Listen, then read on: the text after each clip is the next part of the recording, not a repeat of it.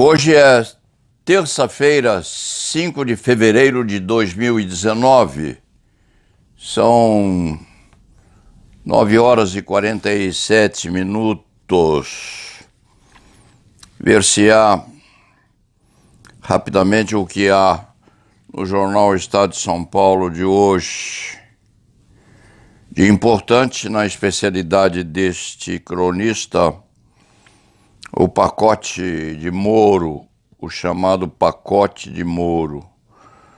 A primeira página do jornal, pacote de Moro propõe prisão em segunda instância e pena a Caixa 2. Prisão em segunda instância é já uma discussão vinda de longe.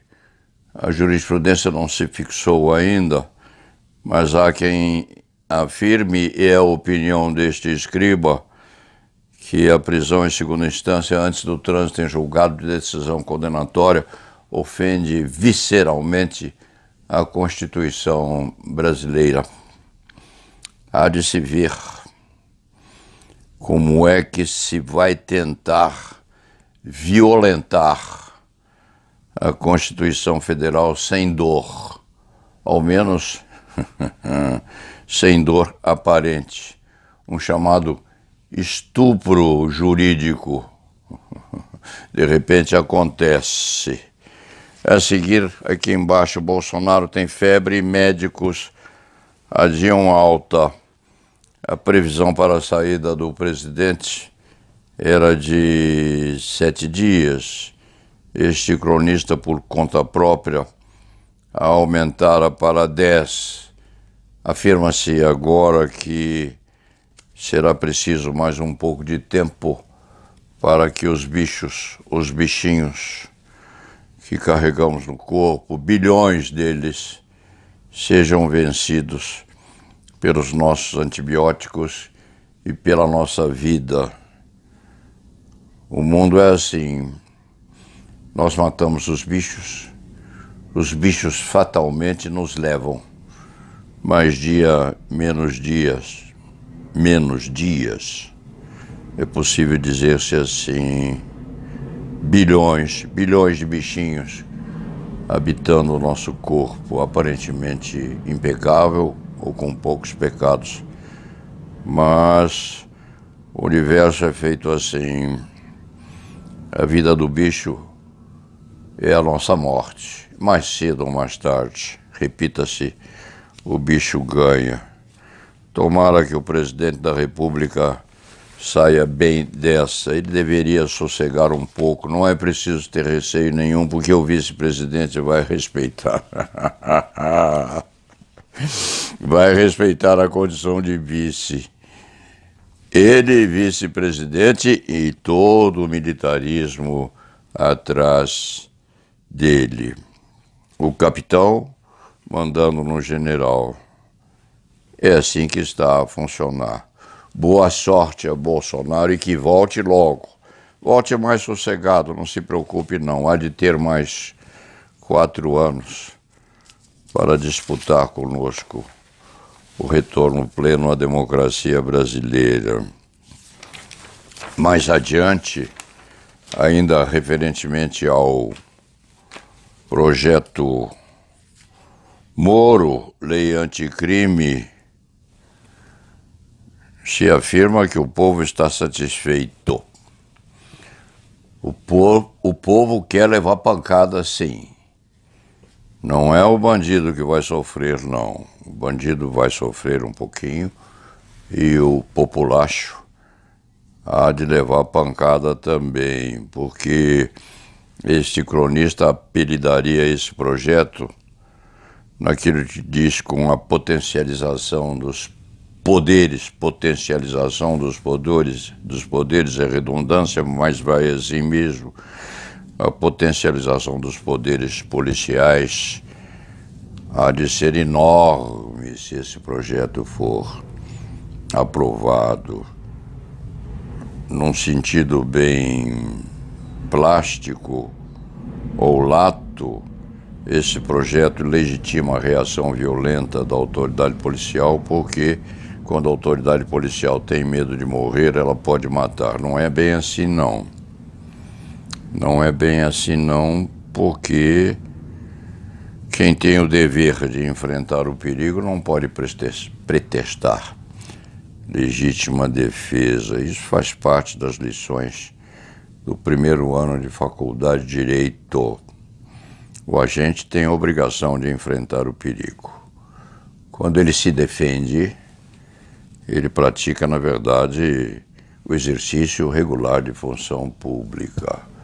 Ele ser absolvido por legítima defesa ou ser desculpado por legítima defesa é coisa que extrapola os limites mínimos da técnica na doutrina do direito penal. Mas, por enquanto, vai assim. Este cronista, o eminentíssimo penalista Roberto Delmanto, conversaram ontem seriamente e nós vamos fazer aí, se quando possível, uma série de encontros, ele e este latifundiário do direito penal, e vamos discutir alguns passos, alguns momentos desse projeto chamado Projeto Anticrime Moro, que contém um mínimo de aspectos recomendáveis e um máximo de retorno a uns tempos passados que não devem voltar ao nosso país. Este cronista tem a impressão, tem uma sensação íntima de que aquelas providências que foram vitalizadas ao tempo do início e do meio da ditadura voltam sob outras roupagens. Em direito penal, em processo penal, não costuma haver novidades, não. Velhos diplomas, às vezes, do tempo do antigo latim dos Césares, volta ao contexto, alguma coisinha da lei das 12 tábuas retorna, e toda aquela diplomação posta, em princípio, no lixo, retorna, se não vulnerando os preceitos democráticos atual, mas ao menos estimulando aqueles juristas bem dotados. Esse projeto Moro, não se entenda que é projeto de lei Sérgio Moro, não. Isto foi produzido por uma comissão escolhida a dedo, trabalhando no gabinete do ministro da Justiça, o Alhures. São 5 ou 6 pessoas dando suas opiniões e pondo os seus pingos e as suas vírgulas, inclusive uma outra crase fora de lugar acontece. Evidentemente, isto vai ser submetido a múltiplas revisões e debates no Congresso, mas muito cuidado com a crase, gente. Vocês que fazem parte dessa comissão do projeto Sérgio Moro precisam precaver-se com o mau uso da acentuação. Às vezes há um escorregão qualquer e a crase vem encabeçando uma palavra ou um vocábulo que não a tem. Isso é uma observação que vem à margem, é uma espécie de brincadeira sádica dentro da programação do nosso português ortodoxo. Mas, de qualquer forma, esse projeto Moro não é projeto Moro, deveria ter o nome de todos aqueles que contribuíram. Este cronista se lembra da velha guarda, lá atrás, quando ele tinha uma certa dose de importância na área do direito processual penal brasileiro. Teve um debate num congresso, este escriba era mocinho, era garotão, estava sentado num banco no corredor do local restrito onde o congresso se realizava, e o professor José Frederico Marques, que era àquela altura, ainda é, para que os leem, uma personalidade muito importante no direito processual penal e no direito penal brasileiro, sobretudo no direito processual penal, parou à frente, o jurista em pé, o escriba jovenzinho sentado. Frederico Marques olhou para o escriba e disse: "Ô menino, você tem razão." Você tem razão, mas eles querem. Não se sabia e não se sabe até hoje quais seriam os eles querendo, mas nós sabemos quem quer. Seria conveniente, seria adequado, seria necessário que esse projeto, dito projeto Sérgio Moro, recebesse a nominação daqueles que estão contribuindo ou que contribuíram para a sua consecução concreta.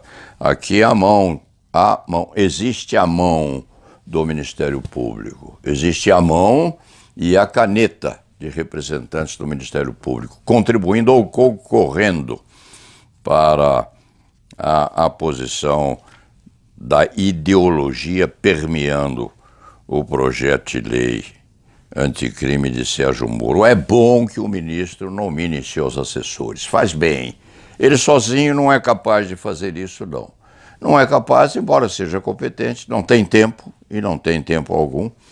Convocou o seu colegiado, colocou o colegiado dentro de seu gabinete, ou na casa de cada qual, ou trabalhando via internet, sabe-se lá, disse: façam. Eles fizeram, passou pela mão do ministro, o ministro deu a sua pitada de proficiência no pacote e foi explicar o pacote aos governadores, que o ouviram com muita atenção. Mas o cronista gosta que se dê nome aos bois. Quem está a auxiliar o ministro Sérgio Moro na confecção desse pacote? É uma curiosidade, porque o debate, a discussão, os conflitos, inclusive, de natureza doutrinária, se fazem com gente. Não se faz com um ministro, não se fazem com um ministro. O ministro nem tem tempo para combater. Qual é o preposto, quais são os prepostos do ministro nesse pacote? O cronista gostaria imensamente de ter a sua curiosidade preservada e posta em concreto para saber quem fez o quê, quando, por quê, para quem e com o quê. Daí nós poderíamos debater com gente, não com o ministro Sérgio Moro. O ministro Sérgio Moro é um pequeno pedaço dessa alocução global. Então, Roberto Delmanto e este cronista vão de conversar sobre esse pacote que alguém denominou de licença para matar, em interrogação. E já se antecipa o ministro, sabendo da delicadeza do tema. Não é licença para matar. Quando o policial vier a matar, há de matar em legítima defesa ou por medo. Isso se vai discutir com certeza no Congresso Nacional. Outro aspecto a ser examinado, e vai ser examinado com muita prudência, inclusive com muita vontade de cooperação por este escrivinhador e por Roberto Delmanto, e por mais alguém que se dispuser a fazer parte de um grupo muito pequeno, com pouco tempo, mas com vontade suficiente para examinar essa parafernália toda. Roberto Delmanto e este cronista vão de se reunir umas 4 ou 5 vezes neste site, examinando essa questão, inclusive, do licença para matar, 007, com as suas pistolas, com as suas armas e com aquela ameaça interna que inclusive foi posta por um comentarista daquilo que se chamava de iluminismo moderno. No combate ao crime, diz o comentarista, o iluminista, o bandido tem que saber que se ele tentar furtar ou se roubar, ele vai ser preso depois. É uma afirmativa, uma sugestão sibilina nos atos de comunicação entre polícia e bandido para refugar o dito que está abaixo. Se você atacar, nós matamos você. Se você praticar a violência contra nós, nós vamos praticar a violência contra você. Isso do mocinho do 007 contra o bandido agressor. O bandido agressor, de seu lado, promove a sua batalha pessoal. Eu sei que vou morrer, então, antes de morrer, eu mato. Vira uma batalha campal, ambos os lados sabendo que é ou matar ou morrer. Isso vai ser conversado bastante entre o Dr. Roberto Delmanto e este escriba, que é muito mais agressivo, porque o penalista Roberto Delmanto é mais reflexivo, é menos virulento nas suas críticas ao pacote que vem por aí. Não se entenda que este cronista quer que os delinquentes fiquem à margem da repressão. Não é isso, não. O que este escriba pretende é que, sob o pretexto da legítima defesa, a polícia e os órgãos de repressão em geral sejam autorizados a matar. É isso que está nesse pacote, naquilo que tem mais interesse para o cronista, porque mandar o corrupto à cadeia é um pressuposto necessário. Quem pecou será castigado. Quanto ao resto, ou quanto ao mais, reservemo-nos para examinar esse pacote, que é grande, com uma certa dose de habitualidade, entrando tudo na rotina daquilo que constitui o trabalho de um penalista ou de um processualista penal. E de processo penal, este cronista sabe alguma coisa. Já foi importante, já foi professor titular em universidade respeitosa, hoje respeitosa e respeitável. Hoje é um rábula melhorado. O resto fica para mais tarde e lá na Vevá.